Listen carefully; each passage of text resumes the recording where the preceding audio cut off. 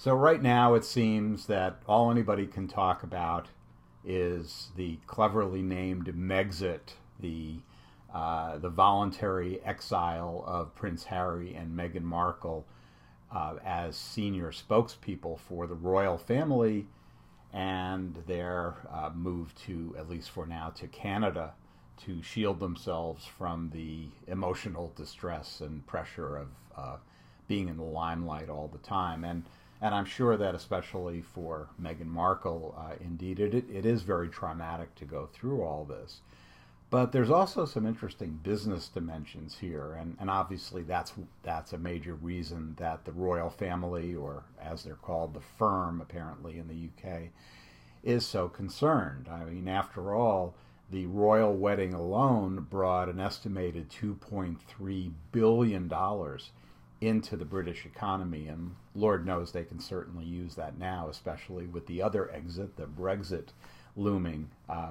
The royal family and Harry and Meghan in particular are very, very valuable commodities, and as such, basically endorsers for that brand. So when we think about this from a brand endorsement perspective, it's very interesting because I, for one, can't think of a precedent where the endorsers voluntarily left the brand. There are certainly many instances where a brand has had to sever ties with the endorser, usually because they've done something embarrassing or heinous. I can only mention, let's say, Jared Fogle and Subway, where he turns out to be a pedophile, and we all know what happened there. But there are many examples of that, of course.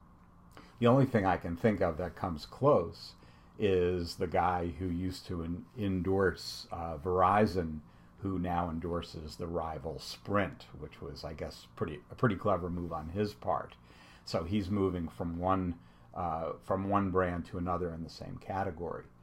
But here we have a different situation where the endorsers are voluntarily leaving the brand, maybe over the Queen's dead body, but they are going to leave the brand. And we can ask, well, what's really motivating that? Aside from the emotional distress, etc., I'm starting to think maybe it's a shrewd business decision on their part. After all, the word on the street is that they have copyrighted the name Sussex Royal. And so it seems that there are plans for the Prince and for Meghan, especially given her fashion background, to start producing or licensing products under the name Sussex Royal.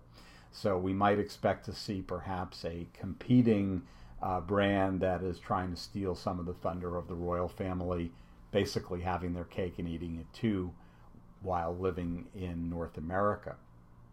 So what's the solution for this? I don't know, but maybe one possibility is to look at the technology to see what that can do to alleviate the problem. And I'm thinking about the growing movement now to create holographic images of celebrities who can then go on tour.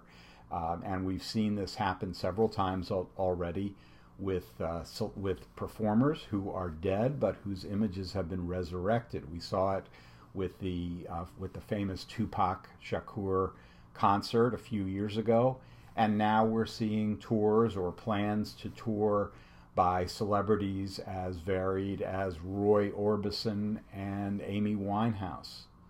So, hey, royal family, maybe the solution is there. Invest in a little technology, create holographic images of Harry and Meghan waving to the crowd as they drive in a car, a limo, down the streets in London, when in fact they're safely ensconced in their new love nest in Canada. So maybe the royal family can have their cake, or perhaps their scones, and eat those too.